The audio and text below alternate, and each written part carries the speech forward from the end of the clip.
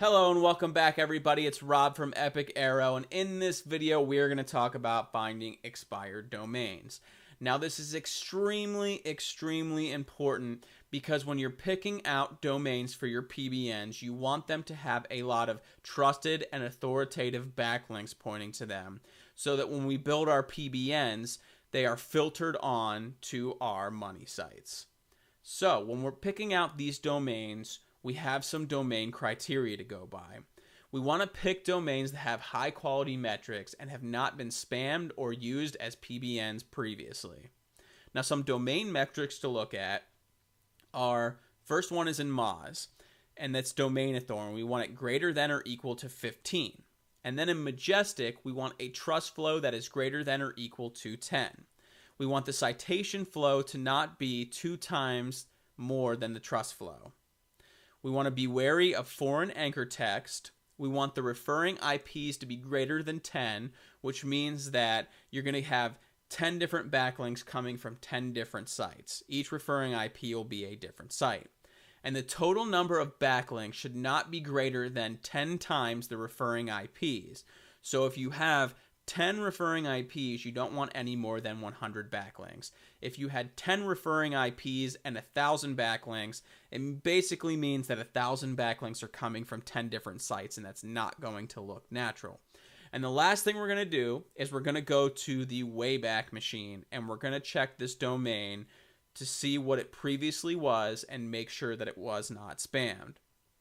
So now we're going to jump over to the internet, and we're going to show you all the programs that we use to pick out great domains for our PBNs. If you're looking for expired domains, there's a free method and there's a paid method. And what I'm going to start out with first is the free method. And my first stop, if I was using the free method, is expireddomains.net. And all you have to do is go here and create an account, and it's completely free. And then I would go to Marketplace Domains, and you have all these different, these are GoDaddy, Pending Delete, Snap Auctions, Cedo Auction, Namejet, Hunting Moon. You can even look at Flippa domains, just all sorts of different domains here. So I would start out at each one and go to GoDaddy Closeout. Usually these are pretty cheap because they've been through the expired domain process and no one bid on them. So then I would go and I would set a filter. And I would go and I would put no fake page rank. Usually those are spammed. And then I would go to additional, and I typically like to stick to .com, .net, and .org domains. And once I have that in there, then I'll go to AdWords and SEO, and I like to set the DA as a minimum of 15 like we talked about in the domain metrics. And I'd go ahead and apply the filter. And I would start looking through all of these domains. And once I've got a list of domains, I'll put them in a spreadsheet, or I'll go through each one individually and start checking the metrics in Moz and Majestic, and then go look at them in the Wayback Machine. But I'm going to skip that for now, and we're going to look at another expired domain directory that is completely free. Okay, so here we are at moonsy.com/expired_domains. And this gives you a lot of the same information that expireddomains.net gives you, but with the added benefit that this site gives you the trust flow and citation flow from Majestic. So, if I was coming here, I would go ahead and set my filters. So we want a trust flow of at least 10, a domain authority of at least 15, and I like to see at least 10 referring IPs. So I would set my filters. And then I would start going through all of these. And you'll see that some of them have a gavel. And if you look at the buy it now ones, they all have baskets. So that's kind of how you differentiate. So I would make a list of all these.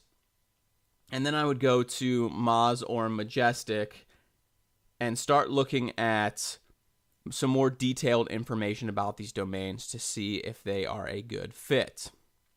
So moving on, we're going to look at some paid methods of finding expired domains. Moving on to the paid methods, there are a couple of choices to choose from. The first of which is registercompass.org. And a lot of people do use this one, but I do not. I used to use it, but it seems to me like there's too much information and there's a little too much going on. But it is a very, very useful tool if you know how to use it. And I'm not going to go over it, so if you would like to know more about it, you can just Google it. Okay, so here we are at DomCop, and this is by far my favorite method of finding expired domains. It gives you a lot of the same information that expireddomains.net gives you over here. It'll also tell you where it's coming from. You can copy it to your clipboard. You can go look at it at the Wayback Machine. You can look at screenshots of it. It'll tell you whether or not it is indexed by Google, which is very important. It'll tell you the estimated domain value and how many monthly searches this keyword gets. Now, I like this because there is a lot more you can dive into as opposed to expireddomains.net and Moonsy, and it's displayed much simpler and more appealing, I guess, than registercompass.org. So what I would do here is I would go to the advanced search, and I would click here, and I would start looking through all of these. And I like the .net, .com. Sometimes I'll go with the .info and .org. I'll check auctions off. I'll make sure all of these listing items are checked. I'll look for a DA of at least 15. I want a trust flow of at least 10. This has what's called a trust flow to citation flow ratio, and this goes back to what we talked about. You do not want the trust flow being more than 2 times the citation flow. So I'll go ahead and set this at 0.6. You can also choose categories here. Like, let's say you were looking for a specific type of domain. Let's say you were doing like a health domain, and then you could choose a subcategory, and these come straight from Majestic, but for right now, I'm not going to choose one. I'm going to get rid of the domain industry, and I'm going to choose all domain sources, and then I would hit search. And it does take some time for this to pull back. And I must have checked something off that I shouldn't have, because it really didn't pull back a whole lot. Let me look through this real quick. Okay. When you check off available, that means they are available to buy right now. So I would go hit search, and I would also make sure that Google indexed is checked, and we will talk about this a little bit later. So we'll let it search. All right, now it pulled back a lot more domains, and I can go through these, and it'll give me the GoDaddy or the Majestic SEO topical trust flow. So it'll tell me what this is about. This is about business marketing and advertising and computer software and internet and chats and forums. So if I was trying to build a website that was about marketing and especially internet marketing, this would be a perfect domain because it has marketing and advertising and internet. And you're going to see that this is a really good domain because the price of it is already at $250. Now some of these are way more than I would ever pay for a domain, like $88,000. No way. So what we can do here is we can go to price and we can set the max price at $100, which is by far the most I would ever pay for an expired domain, and most likely I wouldn't pay more than about $50. So we'll go through and we'll look at it. And these are more along the price range that I would accept. And you'll see that this is an adult website. So you'd probably want to stay away from that, but it'll give you all the topical trust flow and a whole host of information about these domains. So then I would take these and I would start looking a little bit more detailed at these domains. So now we're going to move on and we're going to start checking to see if these domains have been spammed and if they are still indexed in Google. All right, so now we're going to start looking to see if a domain has been spammed. And if you're going to buy any SEO tool, I would highly suggest you buy Majestic. Now, I've already picked out 3 domains from DomCop, so I can get through this relatively quickly, but we're going to look through these and see if we can spot some that have been spammed. So this first one, we see we have 6 referring IPs for 100 backlinks.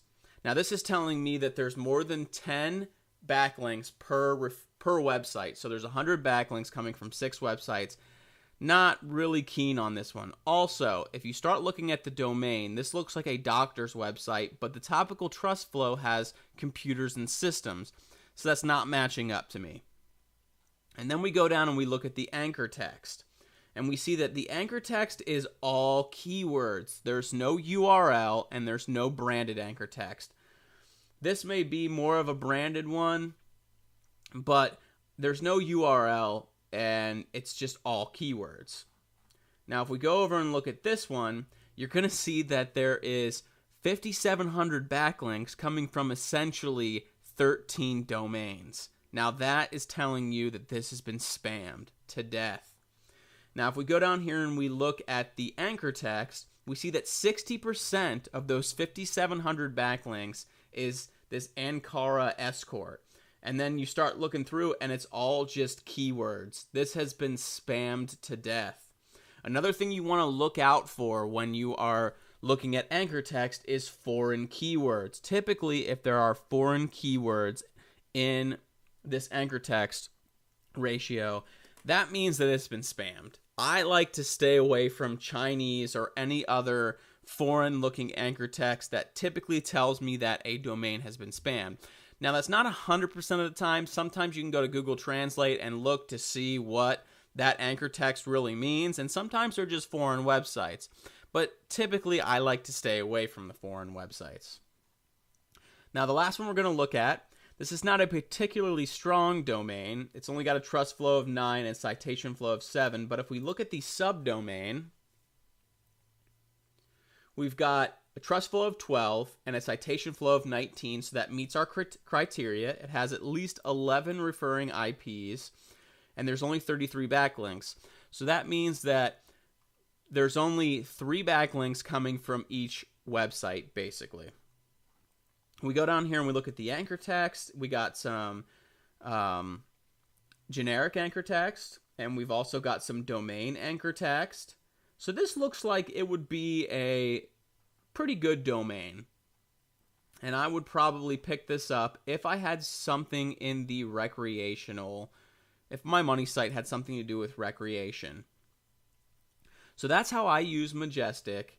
And let's move on and go look at another way to check for spam. Okay, so here we are at the Wayback Machine. And basically what this is it's a history of what a website was or used to be.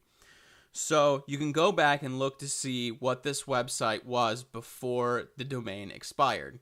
So I went ahead and pulled off a couple domains from DomCop. I'm just going to paste that in and hit Browse History.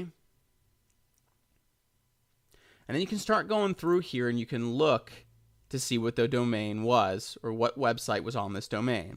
Now, if I go and I see a bunch of foreign anchor text, I would typically skip a site like this. And then I picked off another one, and basically what this site was, and we looked at this in Majestic, is it's an escort site. So I wouldn't want to use this because this is an adult website, and I wouldn't want to point this at my domain. And then I found this one, which is another one we looked at in Majestic. Now, this looks like a real site.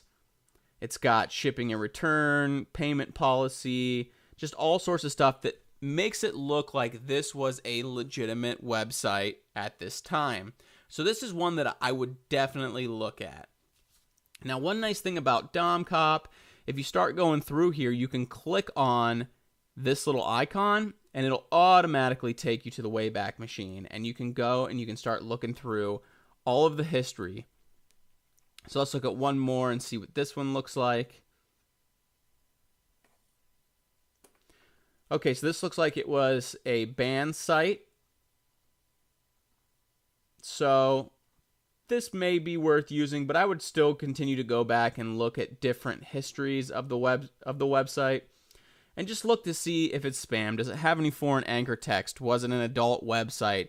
And you need to keep an eye out and look for sites that may have been PBNs previously. So if they're thin on content, maybe there's only like 3 or 4 posts and it's very generic and there's not really a whole lot of content there, it may have been used as a PBN previously.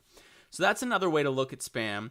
Now, the last thing we're going to look at is if you want to see if a domain is still indexed in Google. Now, this is very important because when domains are still indexed in Google, there's a lower risk that they have been penalized. You do not want a domain that has been penalized.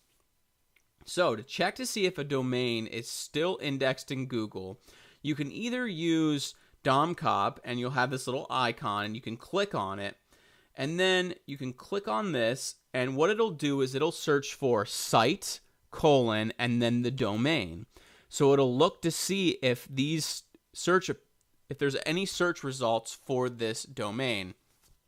And what that's doing is this is telling me that this is still indexed in Google. Now, if I went and did this.com, now you're going to see that no search results appear. So that means that it's not indexed in Google. And so we typically want to look for sites that are still indexed in Google because that shows me that they have not been penalized, because when Google penalizes a site for spam, it removes it from its search results. So those are the ways that I go and look at domains and try to figure out if they've been spammed or not and whether or not I want to buy them.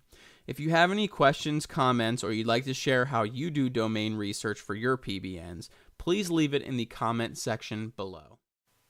Hey, glad to see you're still here. If you'd like to move on to the next lesson, click the video on the right. Or if you'd like to go back to the previous lesson, click the video on your left.